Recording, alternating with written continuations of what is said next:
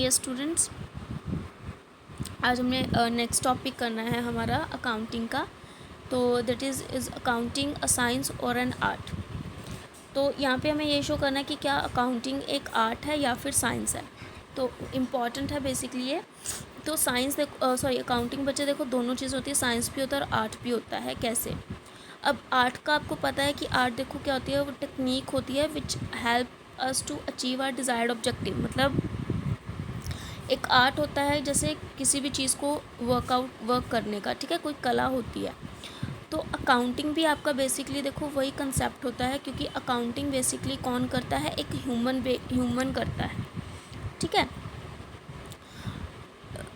क्योंकि अकाउंटिंग का देखो मीनिंग भी हम यही करते हैं कि अकाउंटिंग क्या है, is an art of recording, classifying and summarising financial transaction. क्योंकि देखो अगर किसी को टेक्निक ही नहीं आएगी कि कैसे हमने अपने अकाउंट्स को रिकॉर्ड करना है, ठीक है, कैसे उनको अलग अलग करना है हमने, जैसे मैंने आपको पहले बताया था ना कि रिकॉर्डिंग करनी होती है हमने उसको, जैसे हम जर्नल बोलते हैं। फिर मेन हेड जो होता है उसके अकॉर्डिंग हम उसको क्लासीफाई कर देते हैं। जैसे कैश है तो कैश की ट्रांजैक्शन हम एक जगह पर जब उसको इकट्ठा कर देंगे तो उसको हम क्या बोलते हैं, क्लासिफिकेशन, मतलब उसको हम फिर लेजर बोलते हैं। तो अगर किसी पर्सन को वो चीज़ करनी नहीं आएगी, अगर किसी के अंदर वो कला ही नहीं होगी कि वो अकाउंट्स क्रिएट कर पाए, तो अकाउंटिंग आप कभी भी नहीं कर सकते हो, ठीक है। तो उस बेसिस पर जो अकाउंटिंग होती है वो क्या होती है, आपकी आर्ट होती है, ठीक है। और देखो बच्चे साइंस हम जनरली क्या मान के चलते हैं कि एक ऑर्गेनाइज्ड नॉलेज होती है, या फिर आप जिसको बोलते हो जो सिस्टमैटिक मैनर में चलती है, मतलब प्रॉपर प्रोसेस यूज़ करके जिसका हम वर्क करते हैं। जो साइंस में आप नॉर्मली आप साइंस पढ़ के आए हो 10th तक, तो उसमें देखो हम हर चीज़ क्या करते हैं on the basis of process, ठीक है। कुछ उसमें बेसिक प्रिंसिपल्स होते हैं जिनको यूज़ करके आप साइंस क्या क्या करते हो, साइंस में वर्क करते हो। लाइक आप फिज़िक्स ले लो या केमिस्ट्री ले लो, ठीक है, या केमिस्ट्री का ले लो कि अगर कोई भी आप सपोज सोल्यूशन बना रहे हो, या सपोज अगर आप वाटर का भी फॉर्मूला लगाते हो, तो आपको पता होना चाहिए कि कितनी आपकी हाइड्रोजन जाएगी और उसमें कितना ऑक्सीजन जो आपको क्या बना कर देगी, वाटर, ठीक है। तो मतलब एक बेसिक प्रिंसिपल्स होते हैं जिनके बेसिस पर आप वर्क करते हो। तो अकाउंटिंग भी वही सेम कंसेप्ट है बच्चे, कि अकाउंटिंग में भी आपके बेसिक प्रिंसिपल्स जो क्या है फॉलो करने पड़ते हैं, जिससे कि आपको क्या है सही रिज़ल्ट मिलता है, ठीक है। अब जैसे देखो रिकॉर्डिंग, क्लासीफाइंग, समराइजिंग, ये सब क्या है आपकी एक प्रोसेस है, ठीक है। क्योंकि देखो आप क्लासीफाइंग सबसे पहले नहीं कर सकते हो, ना तो आप समराइज सबसे पहले कर सकते हो। आपको सबसे पहले चीज़ों को रिकॉर्ड, सबसे पहले जो मेन चीज़ आती है, सबसे पहले तो आपको आइडेंटिफाई करना पड़ेगा कि कौन सी मनी टर्म्स है, कौन सी नहीं है। तो इसी बेसिस पर क्या किया जाता है कि अकाउंटिंग भी क्या है, एक प्रोसेस ही आपका होता है। तो प्रोसेस बेसिस पर ही आप सारा वर्क करते हो, क्लियर। तो इसलिए जैसे देखो जो आपका नेक्स्ट जो कंसेप्ट भी वो कौन सा आया है, अकाउंटिंग प्रोसेस का। तो स्टेप बाय स्टेप हम चीज़ें करते हैं अकाउंटिंग में।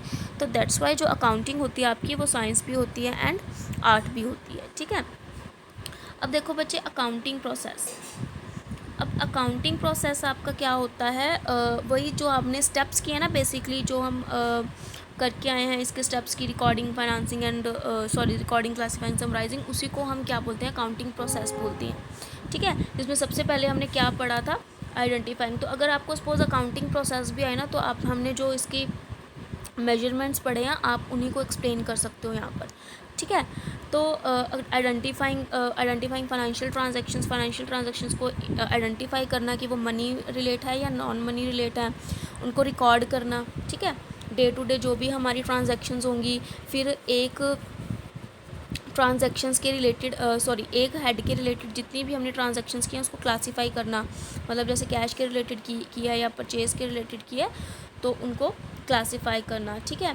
समराइज़ करना, समराइज़ मतलब जिसमें हम एक्चुअल में क्या करते हैं, अपना देखते हैं कि हमें प्रॉफिट एंड लॉस कितना हुआ, ठीक है। या फिर हम अपनी बैलेंस शीट बनाते हैं जो हमें ये शो करती है कि आने वाले कितने सालों तक हम अपने बिज़नेस को चला सकते हैं, ठीक है।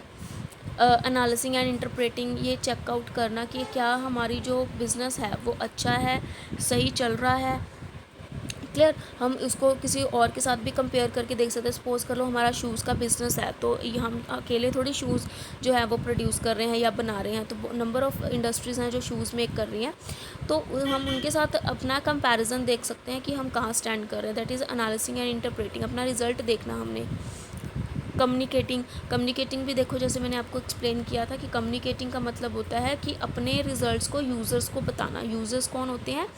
जो एक्सटर्नल लोग होते हैं। अभी हम इसका कम्प्लीटली डिस्कस करेंगे इस चैप्टर में कि यूज़र्स कौन होते हैं। यूज़र्स आपकी कंपनी में काम कर रहे एम्प्लॉयज़ भी हो सकते हैं, आपकी कंपनी के बाहर के पर्सन मतलब आपके कस्टमर्स भी हो सकते हैं, उनको भी हम यूज़र्स बोलते हैं। गवर्नमेंट भी हो सकती है, ठीक है, क्योंकि देखो कोई अगर हम सिंपली गवर्नमेंट की एग्जांपल लेके चलते हैं कि कोई भी अगर आप अपना बिज़नेस कर रहे हो तो आपको क्या करना पड़ता है, उस बिज़नेस पे टैक्स पे करना पड़ता है, ठीक है। जैसे नॉर्मली अगर हम लोग हैं, नॉर्मल लोग हैं जो बिज़नेस चाहे नहीं भी कर रहे, ठीक है, तो हमें क्या करना पड़ता है, इनकम टैक्स पे करना पड़ता है। तो ये बच्चे एक प्रोविजंस होती हैं इनकम टैक्स की कि जैसे सपोज़ साल में अगर किसी की जो इनकम है वो 2.5 लाख है, तो 2.5 लाख से 2.5 लाख है, ठीक है, तो उसको कोई टैक्स नहीं देना पड़ता। अगर किसी भी पर्सन की जो इनकम है वो 2.5 लाख से ज़्यादा है तो उसको टैक्स पे करना पड़ता है, जिसको हम इनकम टैक्स बोलते हैं, जो नॉर्मली लोगों पे लगता है। और जो टैक्स बिज़नेस पे लगता है उसको हम बोलते हैं कॉर्पोरेट टैक्स, ठीक है। हर एक बिज़नेस को टैक्स जो है वो पे करना ही करना पड़ता है जब उसे प्रॉफिट्स होते हैं। तो बेसिकली देखो, कम्युनिकेटिंग टू यूज़र्स, अगर हम गवर्नमेंट को ये कम्युनिकेट ही नहीं करेंगे कि हमें जो है प्रॉफिट कितना हुआ है, तो उस केस में फिर हमारा जो है सही जो टैक्स रेट है वो जज नहीं हो पाएगा कि कितना टैक्स हमने जो है गवर्नमेंट को पे करना है।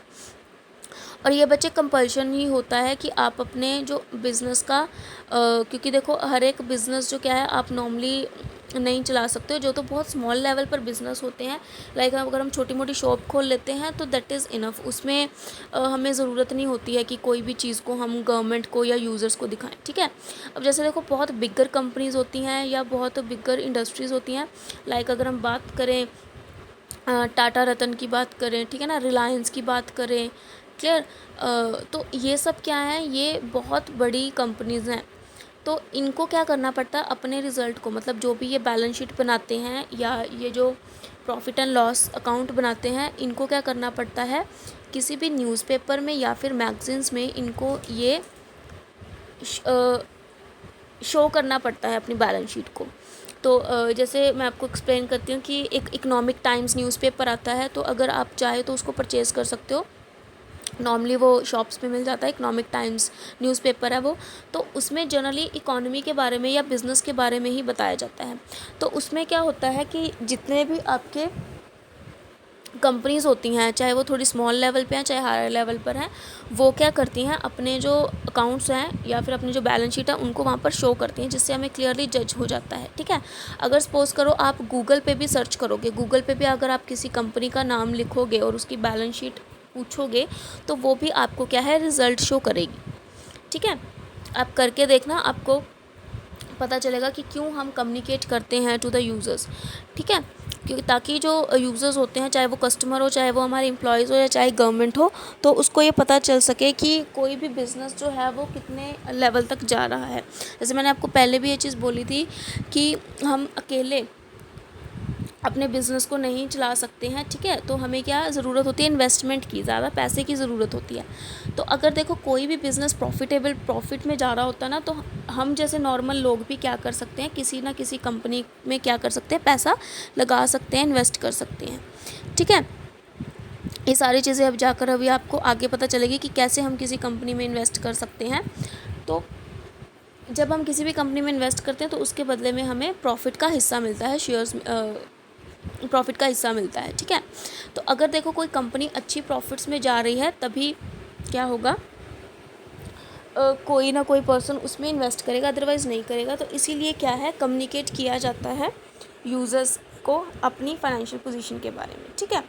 तो ये देखो बच्चे, काउंटिंग उन्होंने प्रोसेस इसका बनाया हुआ है कि देखो ट्रांजैक्शंस को हम पहले रिकॉर्ड करते हैं, कौन सी होती हैं, जैसे ये ही हम जर्नल्स बनाते हैं, like cash book, purchase book, sales book, purchase return book, तो ये सब हम जर्नल्स बनाते हैं, ठीक है। इन्हीं को हम क्लासीफाई कर देते हैं और देन हम क्या करते हैं, समरीज़ एनालिसिस है। बेसिकली आपके सिलेबस में नहीं है, सिर्फ मैंने एक्सप्लेन करने के लिए आपको बता दिया कि जो अकाउंटिंग प्रोसेस है अगर आपको आता है तो जो भी आपका मेजरमेंट्स आपने लिखे हैं, ठीक है, वही आप यहाँ पे शो कर सकते हो। बेसिकली जो ये इन्होंने डायग्राम बनाई है ये आपको शो करने की कोई ज़रूरत नहीं है। क्लियर। देन बच्चे आपका होता है ब्रांचेज ऑफ अकाउंटिंग। अब देखो ब्रांचेज ऑफ अकाउंटिंग क्या होती है आपकी, कि अकाउंटिंग कितने टाइप्स की होती हैं। तो 3 बेसिक इसके टाइप होते हैं, फाइनेंशियल अकाउंटिंग, कॉस्ट अकाउंटिंग और मैनेजमेंट अकाउंटिंग। जो आपने +1 +2 लेवल पर पढ़नी है बच्चे वो है आपकी फाइनेंशियल अकाउंटिंग। जो कॉस्ट अकाउंटिंग या मैनेजमेंट अकाउंटिंग है उसको आप ग्रेजुएशन लेवल पर पढ़ते हो, ठीक है। तो देखो फाइनेंशियल अकाउंटिंग में जो आप जनरली अकाउंटिंग का मीनिंग करके आए हो ना वो सारा हम यहाँ पर एक्सप्लेन कर देते हैं, कि इसमें हम जितने भी जो फाइनेंशियल ट्रांजैक्शंस एंड इवेंट्स को, मतलब बार बार वही चीज़ दोबारा आती है, ठीक है, कि हम इनको फाइनेंशियल ट्रांजैक्शन इवेंट्स को रिकॉर्ड करते हैं, समराइज़ करते हैं, उनसे रिज़ल्ट निकालते हैं, कम्युनिकेट करते हैं यूज़र्स को। इससे हमें ये पता चलता है कि हमारी कंपनी का प्रॉफिट और लॉस कितना है, या हमारी कंपनी की फाइनेंशियल पोजीशन किससे पता चलती है, बैलेंस शीट से पता चलती है, ठीक है, कि आने वाले कितने सालों तक हम अपने बिज़नेस को अच्छे से चला सकते हैं। तो ये सब चीज़ें आपको कौन शो करता है, फाइनेंशियल अकाउंटिंग में, जो हमने पूरा पढ़ना है इसको +1 में भी और +2 में भी। तो ये आपकी होती है फाइनेंशियल अकाउंटिंग। क्लियर। नेक्स्ट होती है बच्चे आपकी कॉस्ट अकाउंटिंग। ये आपने अभी पढ़ना नहीं है, इसको कहीं भी हमने +1 +2 में इनका कंसेप्ट नहीं पढ़ना, सिर्फ यहाँ पे जर्नल मीनिंग के लिए एक्सप्लेन किया गया कि देखो कॉस्ट अकाउंटिंग में क्या होता है। यहाँ हम अपना जो, देखो नाम से क्लियर है कॉस्ट, तो यहाँ पर कॉस्ट होती है हमारा खर्चा, बिजनेस में जो हमारे खर्चे हुए होते हैं, तो चाहे वो हमारा प्रोडक्ट को बनाने में खर्चा है, ठीक है, कोई भी खर्चा हम ले सकते हैं रिलेटेड टू आर बिज़नेस। तो यहाँ पर हमने क्या करना होता है, अपने कॉस्ट के रिलेटेड जो है अकाउंट्स बनाने होते हैं, कि हम कैसे अपने कॉस्ट को कम रखें, ठीक है, कॉस्ट को अपनी, ज़्यादातर बच्चे जो बिज़नेस का मेन मोटिव होता है ना वो यही होता है, प्रॉफिट्स को ज़्यादा करना और कॉस्ट को क्या करना, कम करना, ठीक है। तो कॉस्ट अकाउंटिंग में जैसे देखो फाइनेंशियल अकाउंटिंग में हम फोकस करते हैं प्रॉफिट पे, ठीक है, कि प्रॉफिट को कैसे बढ़ाया जाए, और कॉस्ट अकाउंटिंग में हमारा मेन कंसेप्ट होता है कि अपनी कॉस्ट को हम कैसे कम कर दें। क्लियर। तो ये सिर्फ मीनिंग ही यहाँ पे सिर्फ एक्सप्लेन करना आपको कि एक्चुअल में कॉस्ट अकाउंटिंग क्या होती है, ठीक है। देन आता है बच्चे मैनेजमेंट अकाउंटिंग। अब मैनेजमेंट अकाउंटिंग होती है वो बहुत हायर लेवल पे होती है, कि हम अपने पूरे के पूरे बिज़नेस को प्रॉपर मैनेज कैसे करके चलें, ठीक है, कैसे अपनी कॉस्ट को देखें, मतलब इसमें कॉस्ट प्रॉफिट दोनों कंसेप्ट हम लेके चलते हैं, कि हमारी कॉस्ट बहुत ज़्यादा ना पड़े, हमारे प्रॉफिट्स जो हैं वो ज़्यादा रहें, ऑलवेज़ कम ना हो पाए। तो इस मैनेजमेंट अकाउंटिंग में बेसिकली क्या होता है, हमने डिसीज़न लेने होते हैं रिगार्डिंग हमारी कॉस्ट और प्रॉफिट, कि हम ऐसे डिसीजंस लें अपने बिज़नेस में कि जिससे हमारे प्रॉफिट्स क्या जाएं ज़्यादा और कॉस्ट क्या रहे, कम रहे, ठीक है। तो ये जनरली बेसिक बच्चे होता है मैनेजमेंट अकाउंटिंग में, ठीक है।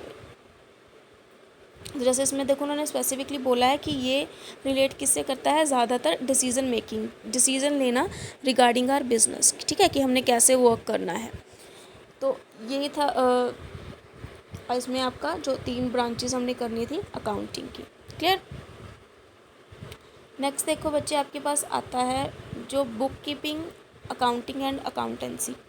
अब देखो जो बुक कीपिंग होता है वो कहीं ना कहीं अकाउंटिंग जैसा सिमिलर होता है, बट अकाउंटिंग जो है वो वाइडर कंसेप्ट होता है बुक कीपिंग का।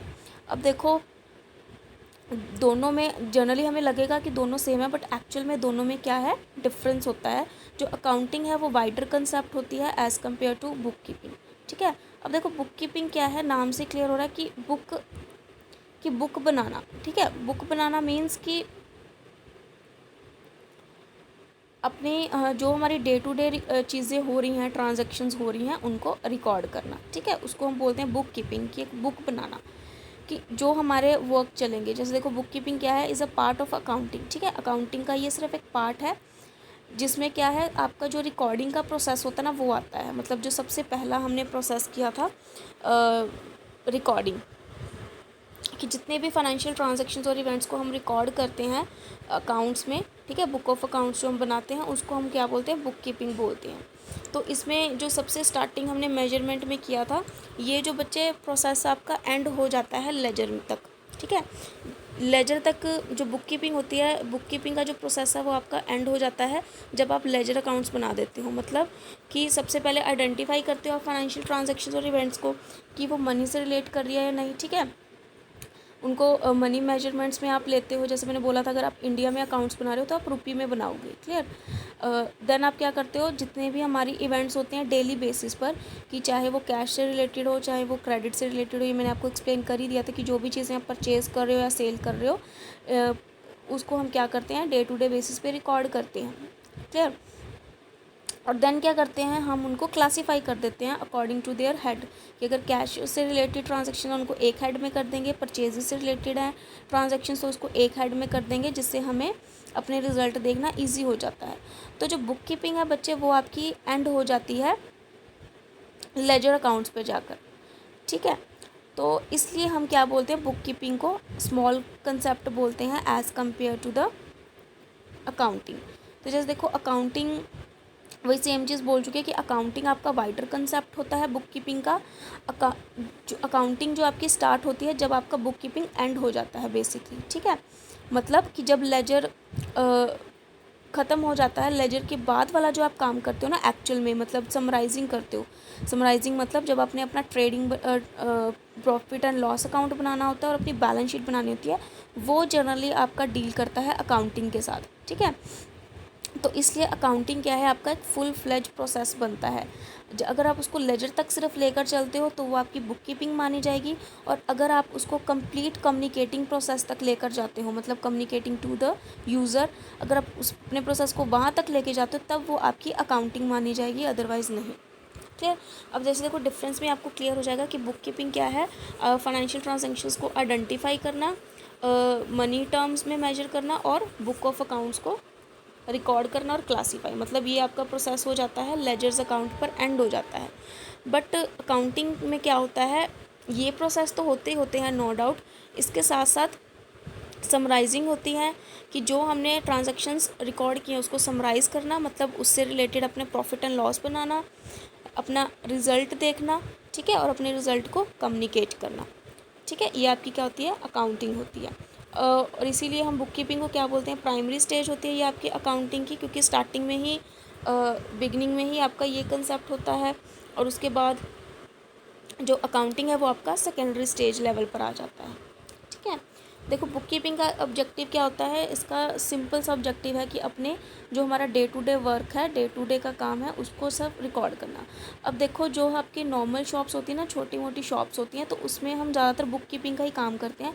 उसमें हम अपना इतना प्रॉफिट एंड लॉस का कंसेप्ट नहीं देखते, सिर्फ अपनी रिकॉर्डिंग्स करते हैं, जिसमें हमें सिर्फ आइडिया चाहिए होता है कि हमारा जो वर्क है वो कैसा चल रहा है, ठीक है।